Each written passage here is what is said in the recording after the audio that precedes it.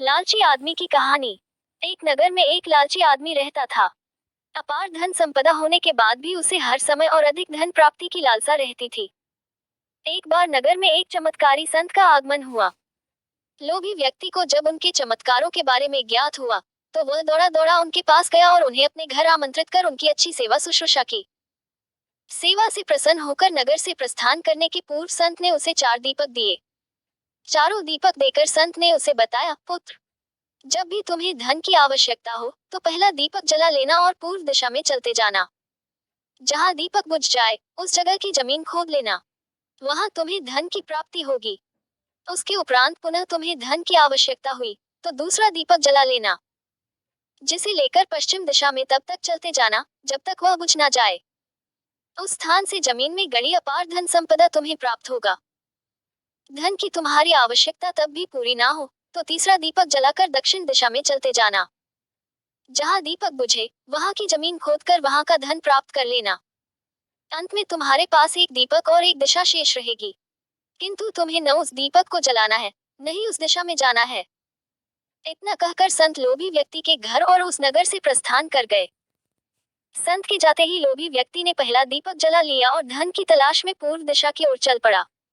एक जंगल में दीपक बुझ गया। वहां की खुदाई करने पर उसे एक कलश प्राप्त हुआ। वह कलश सोने के आभूषणों से भरा हुआ था। लोभी व्यक्ति ने सोचा कि पहले दूसरी दिशाओं का धन प्राप्त कर लेता हूँ, फिर यहाँ का धन ले जाऊंगा। वह कलश वहीं झाड़ियों में छुपाकर उसने दूसरा दीपक जलाया और पश्चिम दिशा की ओर चल पड़ा। एक सुनसान स्थान में दूसरा दीपक बुझ गया। लोभी व्यक्ति ने वहां की जमीन खोदी। उसे वहां एक संदूक मिला, जो सोने के सिक्कों से भरा हुआ था। लोभी व्यक्ति ने वह संदूक उसी गड्ढे में बाद में ले जाने के लिए छोड़ दिया। अब उसने तीसरा दीपक जलाया और दक्षिण दिशा की ओर बढ़ गया। वह दीपक एक पेड़ के नीचे बुझा। वहां जमीन के नीचे लोभी व्यक्ति को एक घड़ा मिला, जिसमें हीरे मोती भरे हुए थे। इतना धन प्राप्त कर लोभी व्यक्ति प्रसन्न तो बहुत हुआ, किंतु उसका लोभ और बढ़ गया। वह अंतिम दीपक जलाकर उत्तर दिशा में जाने का विचार करने लगा, जिसके लिए उसे संत ने मना किया था। किंतु लोभ में अंधे हो चुके व्यक्ति ने सोचा कि अवश्य उस स्थान पर इन स्थानों से भी अधिक धन छुपा होगा, जो संत स्वयं रखना चाहता होगा। मुझे तत्काल वहां जाकर उससे पहले उस धन को अपने कब्जे में ले लेना चाहिए। उसके बाद सारा जीवन मैं ऐशो आराम से बिताऊंगा। उसने अंतिम दीपक जला लिया और उत्तर दिशा में बढ़ने लगा। चलते चलते वह एक महल के सामने पहुंचा। वहां पहुंचते ही दीपक बुझ गया। दीपक बुझने के बाद लोभी व्यक्ति ने महल का द्वार खोल लिया और महल के भीतर प्रवेश कर महल के कक्षों में धन की तलाश करने लगा। एक कक्ष में उसे हीरे जवाहरातों का भंडार मिला, जिन्हें देख उसकी आंखें चौंधिया गई। एक अन्य कक्ष में उसे सोने का भंडार मिला। अपार धन देख उसका लालच और बढ़ने लगा। कुछ आगे जाने पर उसे चक्की चलने की आवाज सुनाई पड़ी। वह एक कक्ष से आ रही थी। आश्चर्यचकित होकर उसने उस कक्ष का द्वार खोल लिया। वहां उसे एक वृद्ध व्यक्ति चक्की पीसता हुआ दिखाई पड़ा।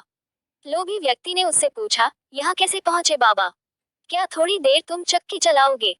मैं जरा सांस ले लूं, फिर तुम्हें पूरी बात बताता हूँ कि मैं यहाँ कैसे पहुंचा और मुझे यहाँ क्या मिला। वृद्ध व्यक्ति बोला। लोभी व्यक्ति ने सोचा कि वृद्ध व्यक्ति से यह जानकारी प्राप्त हो जाएगी कि इस महल में धन कहाँ कहाँ छुपा है, और उसकी बात मानकर वह चक्की चलाने लगा। इधर वृद्ध व्यक्ति उठ खड़ा हुआ और जोर जोर से हंसने लगा। उसे हंसता देख लोभी व्यक्ति ने पूछा, ऐसे क्यों हंस रहे हो? यह कहकर वह चक्की बंद करने लगा। अरे अरे, चक्की बंद मत करना। अब से ये महल तेरा है। इस पर अब तेरा अधिकार है और साथ ही इस चक्की पर भी। ये चक्की तुम्हें अब हर समय चलाते रहना है, क्योंकि चक्की बंद होते ही ये महल ढह जाएगा और तू इसमें दबकर मर जाएगा। गहरी सांस लेकर वृद्ध व्यक्ति आगे बोला, संत की बात न मानकर मैं भी लोभवश आखिरी दीपक जलाकर इस महल में पहुंच गया था। तब से यहाँ चक्की चला रहा हूँ। मेरी पूरी जवानी चक्की चलाते चलाते निकल गई। इतना कहकर वृद्ध व्यक्ति वहां से जाने लगा। जाते जाते ये बताते जाओ कि इस चक्की से छुटकारा कैसे मिलेगा। लोभी व्यक्ति पीछे से चिल्लाया, जब तक मेरे और तुम्हारे जैसा कोई व्यक्ति लोभ में अंधा होकर यहाँ नहीं आएगा, तुम्हें इस चक्की से छुटकारा नहीं मिलेगा। इतना कहकर वृद्ध व्यक्ति चला गया। लोभी व्यक्ति चक्की पीसता और खुद को कोसता रह गया। सीख, लालच बुरी बला है, इसलिए लालच कभी न करें।